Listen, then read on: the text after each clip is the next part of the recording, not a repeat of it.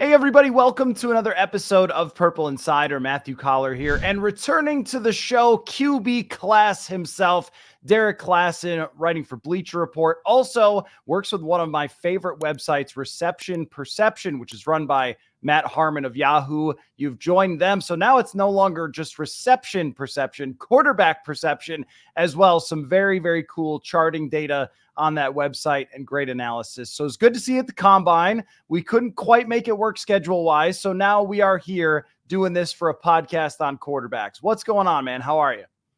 I'm doing good. I mean, yeah, now see during the Combine it was a bit of a whirlwind, but now we've been home for a week. We've got our takes to settle a little bit. I think we've settled back into being home, back into our normal groove. So hopefully we're a little bit more coherent than maybe we would have been a week ago.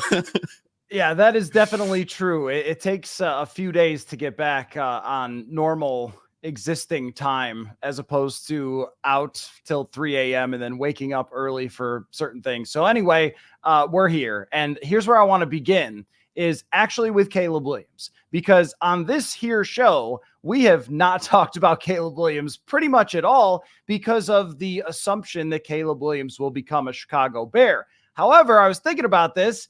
That's actually pretty relevant to the Minnesota Vikings that he is likely to become a Chicago Bear. So how concerned should Vikings fans be that Caleb Williams is very likely to be the next Chicago Bears quarterback?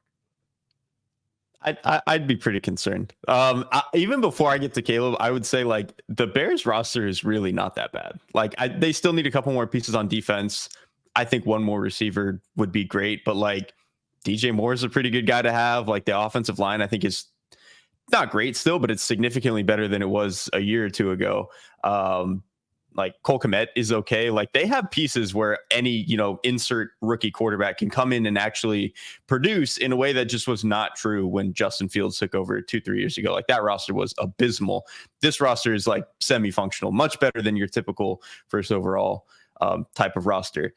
Getting to Caleb, I think he's fantastic, man. Like, obviously, he's, been lauded as the quarterback one for 2 years now. So I don't think that's any sort of surprise. But I think the thing that I keep coming back to with Caleb is it seems like people talk about him like he's this completely like wild horse who like doesn't really play the position the right way. All he wants to do is break structure and go do yada, yada, yada. He's just like backyard football.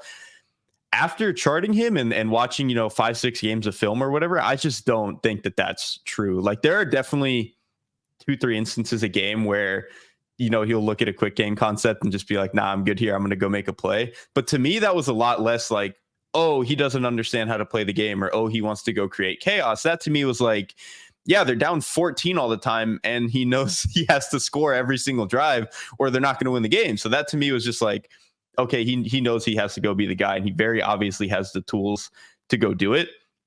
And so to me, I just don't really think that he's a guy who doesn't get how to play the game, and you're going to have to teach him a lot. I think almost immediately when he gets into like a serious NFL structure where, everything is a little bit more on time and there's a clear way to play the game and he doesn't feel like he has to go score every single drive, I think he's going to pretty nicely settle into actually playing on time, playing the game, quote, the right way. And then you're obviously still going to get 5 plays a game where it's like, oh my God, this guy it's very different.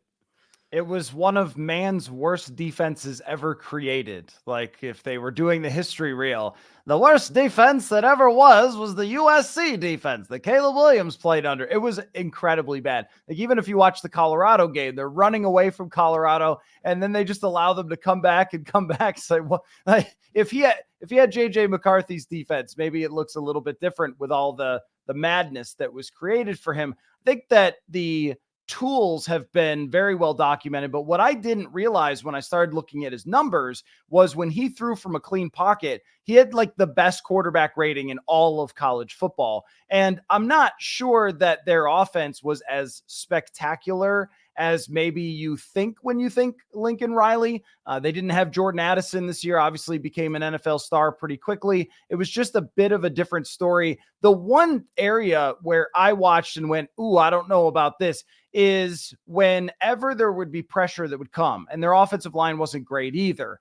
He, I thought, tried way too hard to make every single play special. It was like, I'm going to be the hero. I'm going to go highlight reel. And that led to a lot of pretty ugly and miserable plays. And I think that has been true of some NFL quarterbacks who try too hard. Like Mahomes is a guy we shouldn't even ever mention because somehow he does this with chaos and yet doesn't have the mistakes to go with it. And I think with Caleb Williams, he needs to understand that you can just throw the ball away. You can just check the ball down, because if he tries too hard, he's going to get the heck beat out of him, I think, as an early quarterback in the NFL.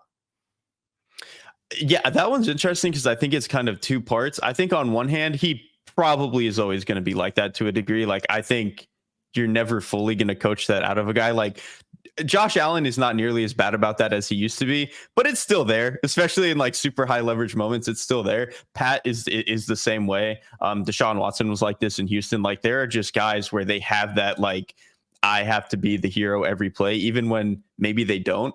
Where I think it gets complicated with Caleb is like, he did have to be that guy every play. Like, I don't think him, just checking the ball down or making more throwaways than he did would have actually helped USC win games. Like, I think he fully understood that he kind of had to flip the coin a little bit and just see what he could get away with. And obviously it led to some terrible plays. And I think that's probably still going to happen a little bit in the NFL, especially year one, when he's kind of adjusting and trying to figure out exactly how much of that he needs to do. But I think in general, it's going to be something that he's going to be able to tame down and get to the point where it is like Josh Allen, where it's like, yeah, he still does this, but he's a lot more normal. And I think, Josh Allen went through that learning curve where by year 3, it was like, oh, he does know how to throw the check down now. And that was kind of when he went from really good to supernova to when he could keep himself in check a little bit. I have a lot of faith that Caleb, like I said, when he gets in a more structured team and a more structured environment where he doesn't feel like he has to press every single play, I think all that stuff is going to come. And we have to remember, he's 21 years old. Like, he's a very young player. It's not like, he's a 24-year-old who doesn't know how to get to his check down. So I have a lot of faith that he's going to be able to figure that stuff out.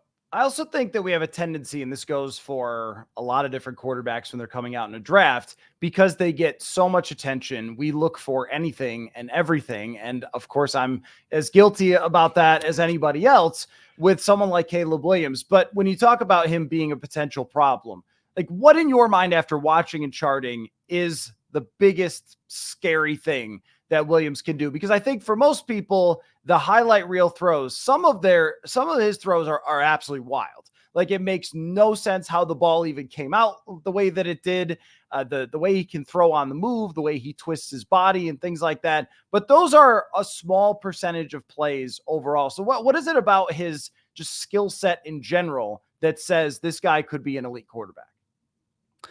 So I've said this about the top 2 quarterbacks this class, but like, to me, the 2 tenets that are like non-negotiable for an elite quarterback prospect are pocket management and arm talent.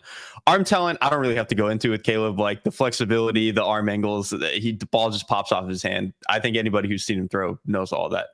To me, the pocket management was almost surprising with Caleb. Like, I think when you're watching him on Saturdays, because you kind of remember a lot of the, like, oh, he just went outside the pocket and did something ridiculous. That's more of what you think of when you think of how Caleb manages pressure and all that sort of stuff.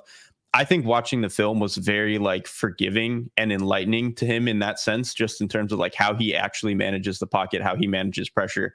I thought his, like, he keeps a really firm base in the pocket, which I think is good. Like, some guys can get too tight or they'll just like start kind of going haywire. I don't think that's a problem with Caleb. I think he showed really good flashes of being able to move and keep his eyes up and understand how to navigate through space. I don't think he's like quite as good as Trevor was at it coming out of college. I don't think he's even quite as good at it as Drake Maye, but like, on a scale of 1 to 100, he's at like 85, 90 to me, just in terms of like understanding how to manage the pocket and how to be calm and all that sort of stuff while maintaining aggression. Because I think some guys are okay at managing the pocket only for the sake of getting to a check down. I think Caleb actually understands how to manage the pocket, keep his eyes up, and throw a backside dig route or something like that. So that to me is like where Caleb is actually really special, on top of obviously the arm talent and all the creation stuff. But that to me is more like the meat and potatoes that glues him together. If there's one thing that is going to go wrong with Caleb Williams, it's probably, for me, just handling the environment. And I, I am not the type of person that is like anti a player crying or anything. That would be insane because we see that all the time All the time. in football, constantly. I mean, watch Jason Kelsey's post retirement press conference where this game means a lot to these people and they put so much into it and it's so hard and it's so stressful and it's so emotionally taxing that sometimes they just break down. And I think it's one of the reasons we love the game so much is that, everybody out there puts so much heart and soul into this small amount of games that means so much. But some of the stuff is, all right, you're going to have to deal with failure a lot. You're going to have to deal with pressure a lot. And a regular old loss to Washington is probably not the thing that should be breaking you. And that's just from a totally outside opinion. But I've also heard this from other people in the league that kind of worry about, like, there's going to be a lot of stress. You're going to play against the Lions. They were in the NFC Championship. You're going to play against the Packers. That's another team that's on the rise. You're going to lose games in the NFL all the time, and you're going to get beat down, and you have to come in and be the entire organization. And how you handle that and how you let that impact your play and your leadership, I think, is a major determining factor. And that's why someone like Brock Purdy, I think, succeeds to some extent because the guy never seems to realize that everyone's arguing about Brock Purdy, or he never seemed to realize the pressure that was on him. You even saw it in the Super Bowl. I thought he was very calm in the way that he managed that entire game. It's just such a big deal, someone's personality and how it reacts to the environment, that I think there's no way to recreate that from college at any point in a guy's college career. I mean, I think that's absolutely true. I mean, to the Brock Purdy point, I've said before, I think Eli Manning was perfect for New York because he just, like, that stuff just goes over his head, dude. Like, all the New York media, it's very hard. Like, dude, he's Eli Manning. He doesn't care. Like, I don't think he ever thought about any of that, which is why he was able to have a 10-year career or whatever in New York and just not really think about any of that sort of stuff. I do think Caleb is definitely more of a guy who is like cognizant of that type of stuff. What I'll say is I actually think he might get value out of having gone from, obviously 2022, he was unbelievable, won the Heisman, like just going into the offseason, like golden child. Everyone thinks he's going to be the first overall pick. Obviously, he still is going to be the first overall pick. But the 2023 season was not as good. He lost Jordan Addison. I think the offensive line got even worse. They were not up to, I think, what they thought they were going to be as a football team. And I think that, he, in the moment, maybe didn't handle that the way that everybody thought he should, or thought, a top 5 pick should, or whatever. I don't really care about that stuff. I think in the long term, though, having that experience of going from I'm on top of the world to, oh, maybe it's not going to be like that every year. I think that was actually probably really valuable for him, especially for, kind of like you're saying, a guy who's going to step into a team that, if you have the first overall pick, you're not going to be competing for titles right away. And to a very hard division, like the Lions are probably still going to be a really competitive team. The Packers are probably only going to get better. And like, whatever we want to say about whatever the Vikings are going to do, this is not a pushover team, especially with some of the stuff they do on defense that Caleb's going to have to deal with. So I think the experience for him of the turmoil of this year was probably good in the long term, but I guess you just never really know until you know with these guys. No, that's totally right. And so the question is, do you use that experience and learn from it, or does that become kind of who you are? And we just don't know because there's no way to emulate it. And the other part of it too is, if you're Zach Wilson and we're all wowed over your tools and so forth, and then you go to your team and you're a diva who doesn't like to watch film or understand the offense or study, you're just going to fail. Doesn't matter how good your arm is. I mean, if you took Zach Wilson's raw tools and put them in Brock Purdy, he'd be the best quarterback in the league. He'd be insane. That's just not how this works, right? So that's going to be a question with just about anyone, because even the most solid guy, which of course Wilson was not really, but even the most solid guy coming out of college, we think of JJ McCarthy as just this quintessential perfect guy. Well, if he could play with Harbaugh, but the NFL has a way of saying bleep you when it comes to that, because how many games has JJ McCarthy lost ever in his entire life? Get ready to lose some, buddy, because even Tom Brady lost a bleep ton of games and Super Bowls and everything else. Like, everybody's going to get hit with that. And the pressure is I think, impossible to know how someone's going to react to, and the complexity of the game. It is T-ball versus Major League Baseball here when it comes to the complexity. It's just so much different. But that goes for pretty much every quarterback. So I think with Chicago, I assume that you're totally on board with moving on from Justin Fields, drafting Caleb Williams. This was the plan. This was the ideal scenario that they really brilliantly pulled off in their trade with Carolina. Yeah, I think you have to at this point. And it's funny because, like, I think Justin Fields maybe showed enough. And I know I love Justin Fields as a prospect, but like to the point where if Chicago didn't have the first overall pick, I would kind of get if they just maybe wanted to take another receiver at 9 and just like try it one more time with him. That's obviously just not the case. Like I've written before, like when you kind of stumble into the first overall pick like this with another team getting you there, it's like in this quarterback class where you have Caleb and Drake, who to me, I would take them first overall and not even think about it. Both of those guys, you kind of just have to reset the clock. Like even if you have an inkling of hope for Justin, it's like you're 1 year away from having to pay Fields and you still don't know if he's a top half of the league quarterback. Whereas with guys like Caleb Williams and Drake Maye, I think like by year 2, those guys are like banging on the door of like top 10, top 12. Like I think they're that good. So you kind of just have to reset and try again here. Well, what a perfect transition into what I wanted to ask you about, because I saw some tweeting about this that you were doing. And there's a discussion here about whether it would be worth it for the Vikings to trade up if Drake Maye is the prospect. Now, it could be Jaden Daniels, but I just look at Kevin O'Connell and what he wants to do on offense. And when I look at Drake Maye, I see a match made in heaven. I see Matthew Stafford and Kevin O'Connell, big arm dude who could throw over the middle of the field where the Vikings love to attack, and with enough playmaking to make up for it if you have a bad play call, which has been a struggle through the entire time Kirk Cousins is here. But if you were just to design a prospect for Kevin O'Connell, I think Drake Maye is that guy. The question is, would anyone trade out of it? Now there's this, is Drake Maye the guy who drops? And like, I don't know. Everyone's the guy who drops, I guess. But if the Washington Commanders or New England Patriots were willing to play ball, is it worth giving up number 11 and 2 other future first-round draft picks to move up for Drake Maye? I would trade whatever the NFL allows me to trade to go up to get Drake Maye, like anything. I think he is phenomenal.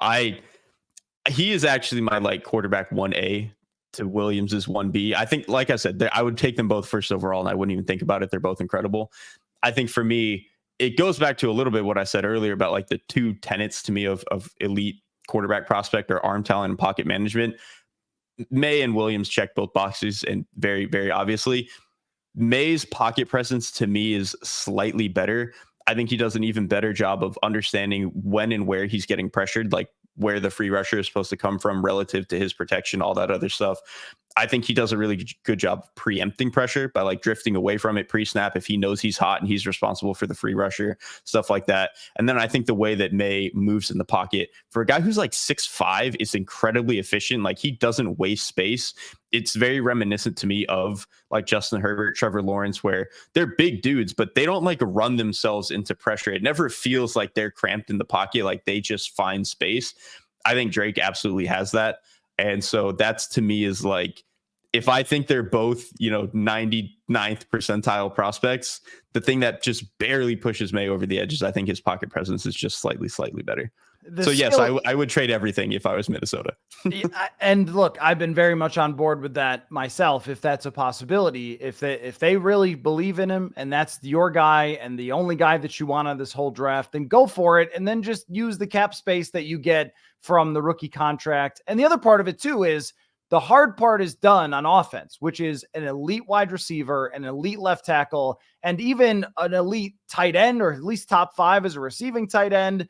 Probably a well above average wide receiver. I mean, Addison is just a rookie, but he showed a ton last year. I mean, those are the things. If you didn't have those, I'd be like, oh, I don't know about trading up, because then you might get in a Sam Darnold, Robbie Anderson situation where the guy just has no weapons to work with, and you just don't want that. But that's the opposite of what the Vikings can give. I also think with a guy like Drake Maye, that if we go back and watch all quarterback prospects and look for their worst plays, It looks like Shaq'd in a Fool, if you ever watch that on TNT, where well, you're not a basketball guy, but like they take the Knights' goofiest plays in the NBA and then they just laugh at them. And I just like go back. Let's go back and have a look at Lamar Jackson's worst plays from Louisville or Patrick Mahomes' worst plays from Texas Tech. I bet they're hysterical. So sometimes I look at it and go, I know we can do that, but he's a college quarterback. And also NFL quarterbacks have some bad throws. We can just overdo it on some of the analysis to the point where, like, don't miss the forest through the trees. Have you seen him throw the football? 100%. Like, the thing, I think this is especially true now over the past, really basically since like the post Mahomes era of quarterback drafting, you have to chase what is special. Like it just is what it is. And I think truthfully, these guys who are special, who have the Caleb Williams tools, the Drake Maye tools, Trevor Lawrence, whoever you want to name, they know they're that good. So they're going to go try and see what they can get away with. And to your point, they're going to end up with very stupid plays, especially when they play on terrible teams like Patrick Mahomes did at Texas Tech. Drake Maye's North Carolina team is awful. Like, people bring up the fact he had Tez Walker. Tez Walker can't separate from man coverage. Like, he's Corey Coleman, which is like cool to have in college, but it's not like a legitimate serious NFL receiver, if that makes sense. And their offensive line was terrible. I mean, I think the same is true of Caleb Williams. They had a little bit better receiver talent. Like, Brendan Rice probably goes top 100. Tosh Washington is okay, but that offensive line was also bad. And I think Lincoln Riley had probably his worst season as a play caller. So like, when these guys who know they're the best end up in these situations like this, they're going to just try to make stuff happen. And to your point, you're going to end up with 3 silly plays a game that they look funny. But in reality, like, that's just not what should, hold that much weight when you're judging these guys as prospects. Yeah, I agree. I think that because what the draft industrial complex has become, with so many people all looking at the same information, there's a lot of, nitpicking is aggressive maybe, because like, you're supposed to tell the whole story, but what matters versus what we're going to see worked out in the NFL, or what you can make up for, or what you can improve on. Especially Drake Maye's not 24 years old, and you would expect younger quarterbacks to make poorer decisions, just like younger humans make poorer decisions. And that is the job of the coaching staff to figure that out. So why do you think that there is this little bit of buzz? Is it an attempt from people to maybe like talk anyone out of it? The buzz element of it has always been something I've tried to ignore, but I have to kind of ask, like, is there a reason for this, or is this just typical draft? We have way too much time to think and talk about it, and that's how there's any discussion of him not going top 3. I think we just have way too much time to talk about it. Like, I think it's just completely ridiculous. I also think I think what's fascinating specifically about Caleb and Drake versus Jaden Daniels and JJ McCarthy is, to me, Maye and Williams are 2 very obviously sensational prospects who were on terrible teams. And Williams kind of has been able to hold his status as the first overall pick anyway, because he's been that guy for a very long time. I think we see Patrick Mahomes and we're like, okay, this is what we want to chase, so we're going to do that. And so he's still held that status. I think Drake has fallen off a little bit in that regard because he doesn't quite play like Mahomes. I think he was on a program that has even less of like status than USC does. So I think that's probably hurt him a little bit. And then you compare him to guys like Jaden Daniels and JJ McCarthy.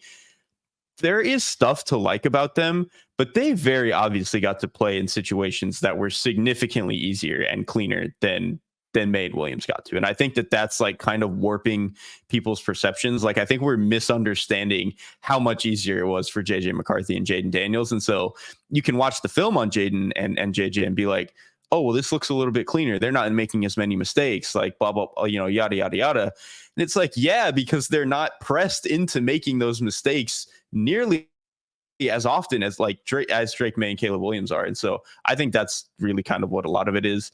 And then to your point too, there probably is a little bit of, let's see if we can get Drake Maye to fall, which again, I think by the time we get to April, Drake Maye is going 2nd overall. And it's like, there's going to be no doubt about it by the time we get there, but we're in the peak of silly season. So, oh, we most certainly are. Now I want to ask you about something that I've considered a piece of art, which is JJ McCarthy, which means that you can bring many people to look at the art that you have in your house and say, what do you see? And they say, oh, I see an old woman knitting. And another person says, I see a dog jumping over a fence. Everybody sees something different with JJ McCarthy. And the one thing about it that I have not been able to get over personally with McCarthy is that when I watched him play football, I did not Leonardo DiCaprio meme and go, first rounder. And this has been in the past something that's kind of worked for me a little bit as a way to analyze quarterbacks. And I'm wrong as much as anyone else, but you and I actually at the last combine talked about my same feeling about Will Levis, where we were like, I just want to watch a game and be like, oh yeah, first rounder. I don't want to I don't need a dossier to figure out why the guy is supposed to be drafted high. I should just see it. Right. And I understand everybody's argument about it, but that for me personally, when I look at the picture, that's what's difficult for me. Can you tell me that I am wrong for feeling that way? No. When I tweeted my charting profile for JJ McCarthy on reception perception, I said basically the same thing. Like, he's whatever quarterback prospect you want him to be. If you want him to be Mitchell Trubisky or Zach Wilson, you can go find tape that looks like Mitchell Trubisky or Zach Wilson. If you want him to be like a slightly lesser Josh Allen, like where he's just skinnier Josh Allen, you can go find those throws if you really want to find him. I just think because he has like comparatively fewer difficult reps, like you can kind of extrapolate whatever it is that you want out of his skill set. So I do think, yeah, he's like the quarterback art thing of this class. But I'm kind of with you where, to me, he's just not a top 10 pick. I think if you want to, end of the first round, he's one of those guys you trade up for because you just want the fifth year option, all that other stuff. I think that's totally fine. But he, to me, is not a guy where, yeah, I look at him and it's very obviously he's the best player on the field. When you watch Caleb Williams and you watch Drake Maye, there's zero doubt in your mind who the best player on the field is. You know who is going to swing the game and who has that power. When you watch JJ, there's like, he has 3 great throws a game. He'll have like one really cool play outside the pocket, but it just never really feels like he's the force that makes this team go. And that's not really to say that he sucks or anything. Like, that doesn't mean he can't be a useful player. I think he can be a functional NFL quarterback, but you just never feel the force that like he's the guy. And Michigan never really asked him to be. And like, there's a part of it where it's okay, the team is awesome, so of course they didn't really need their quarterback to do all that stuff. For me though, at a certain point, if a college team knows they have a top 5 pick at quarterback, they're going to treat him as such, and they're going to let him go and win games. That just never really happened with JJ McCarthy. So I'm kind of more towards your camp where there's stuff to like. I get it. But the top 10 stuff to me is just like, you're asking for a lot to go right and extrapolating a lot off of very little evidence. The other odd thing to me about it is, and I joke about the draft universe and consensus and all that sort of stuff, because with quarterbacks especially, it's just wrong all the time.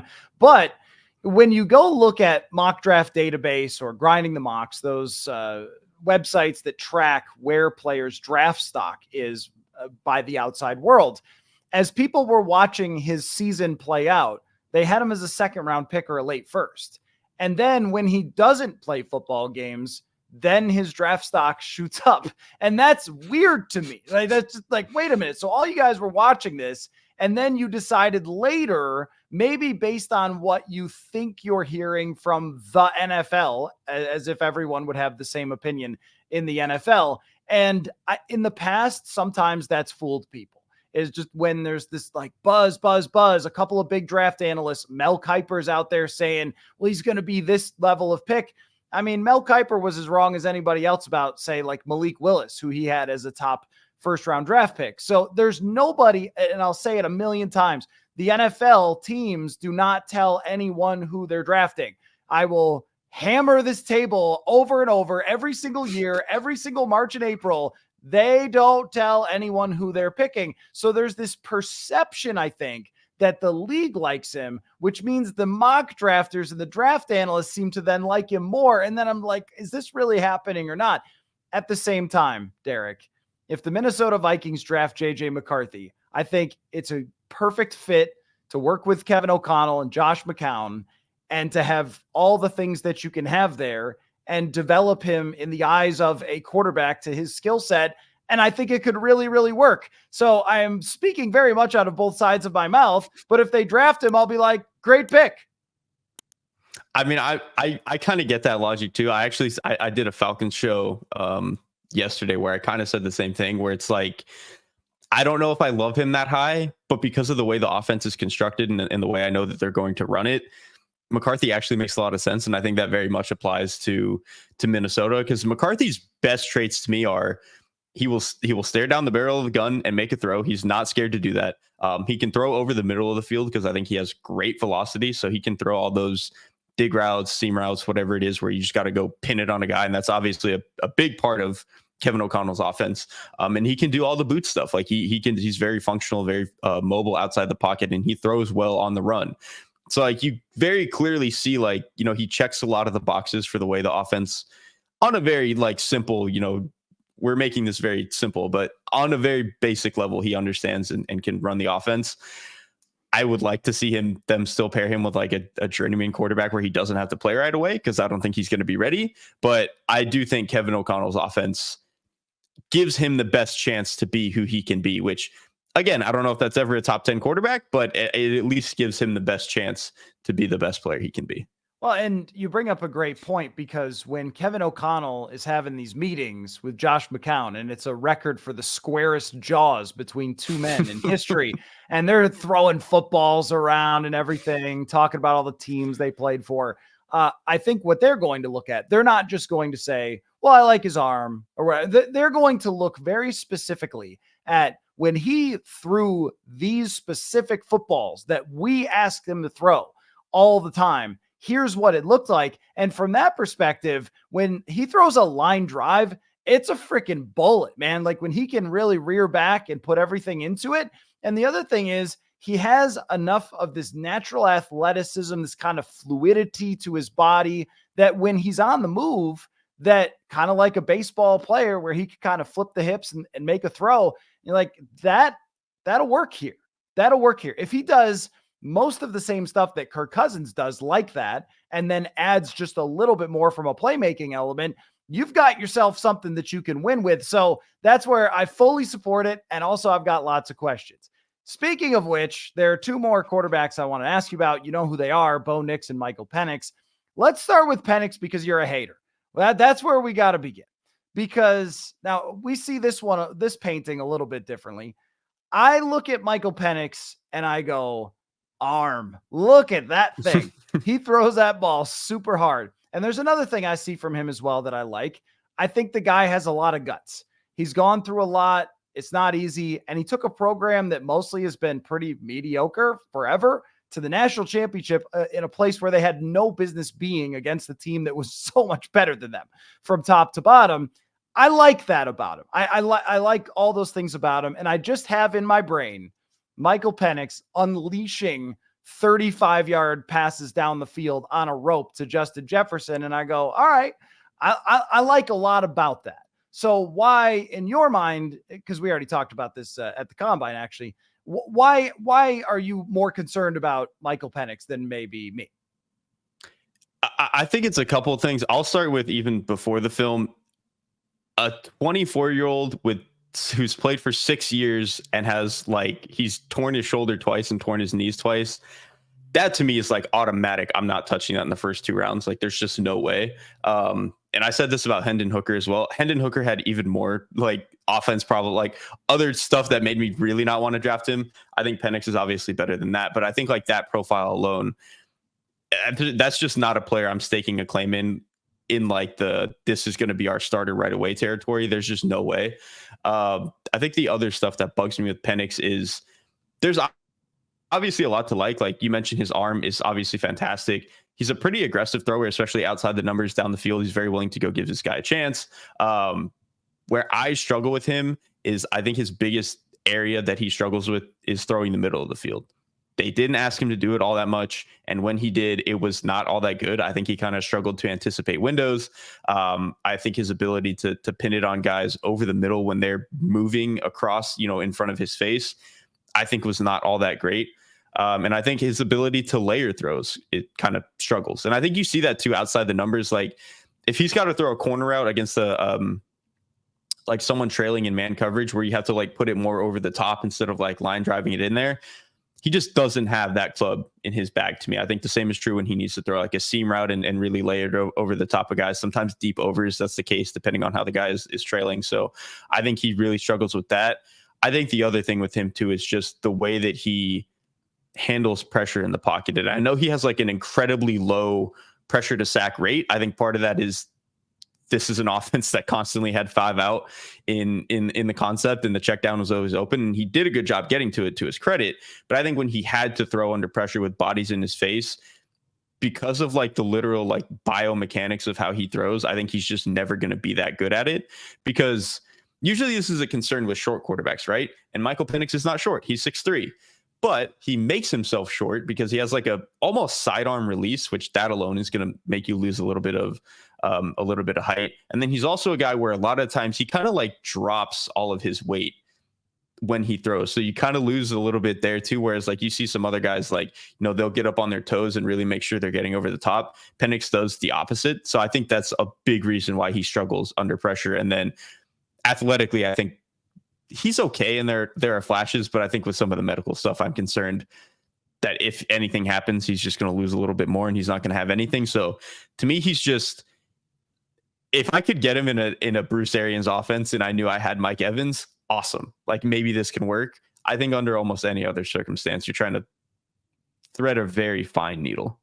Yeah, I mean, with the Vikings offense, they do push it down the field, and that's what I like about him, is that, he has the ability to create explosive plays with his arm and put it up for wide receivers to make plays. I mean, as he did for Rome Odunze the entire season. All the medical stuff, I don't know what to say about that. I mean, there's no taking it back. That's pretty tough. And those surgeries, they add up over years. We know that.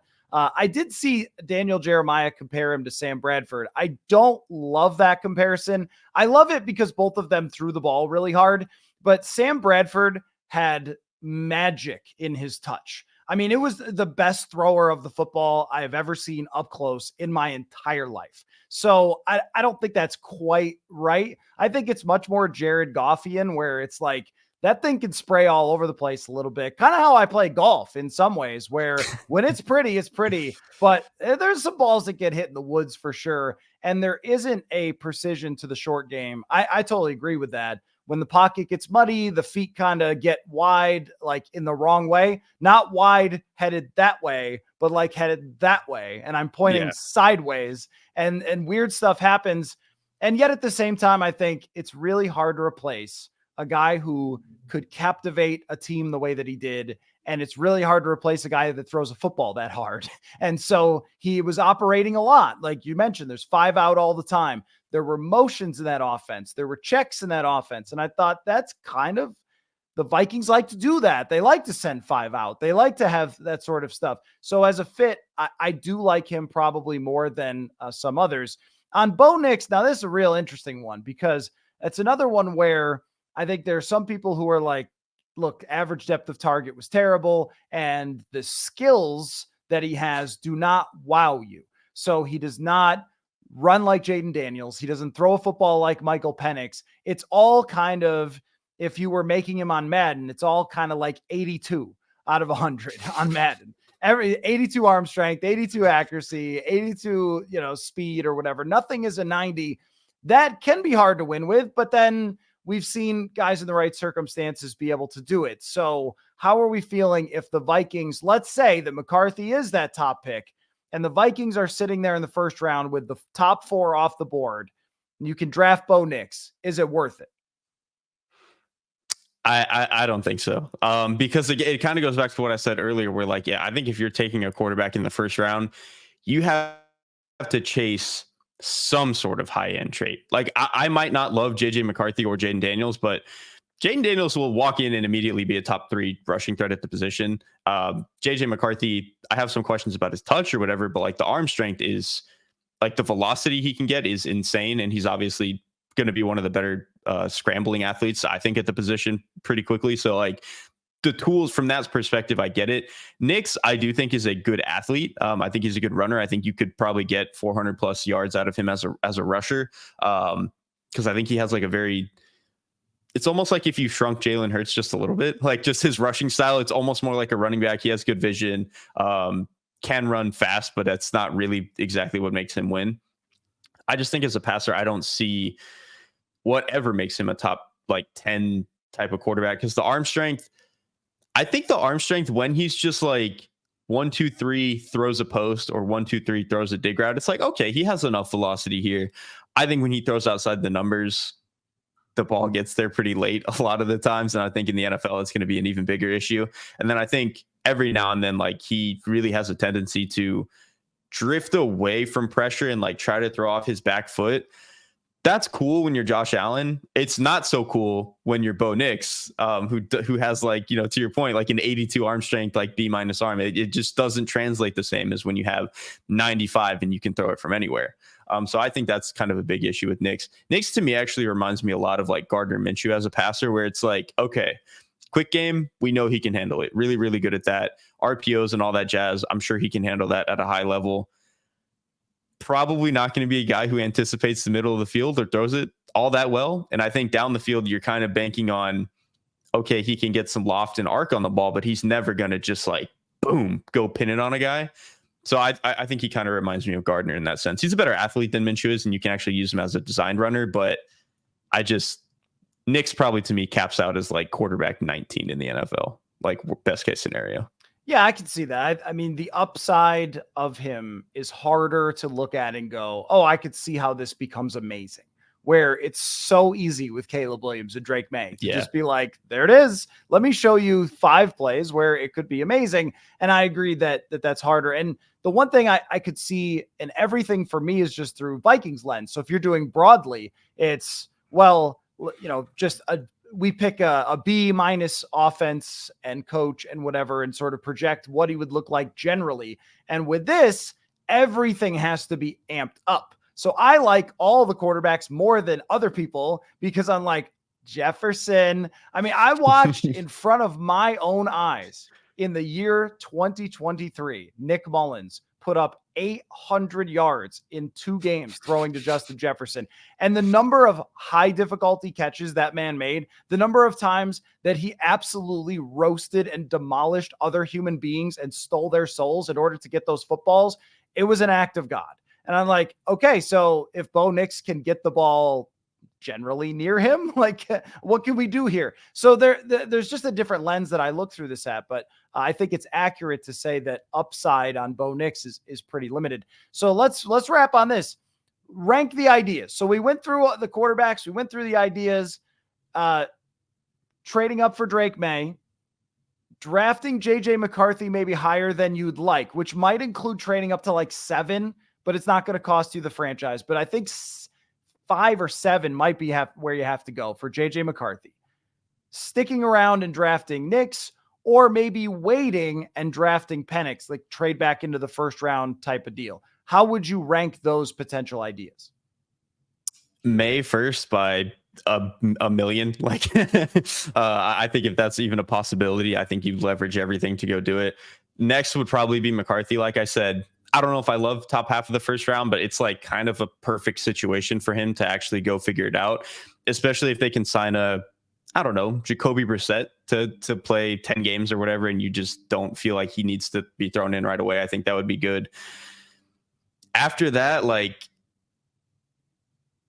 I guess I would rather wait on Penix than draft Nix if those are like the 2 options. And then, I mean, I guess I don't even know what the other option is. The other option, I guess, is like Spencer Rattler, but like, I think he's probably I think he's a better player than those 2, but I just don't know what his deal is with like the off the field. I think there's just no way of knowing until you talk to him.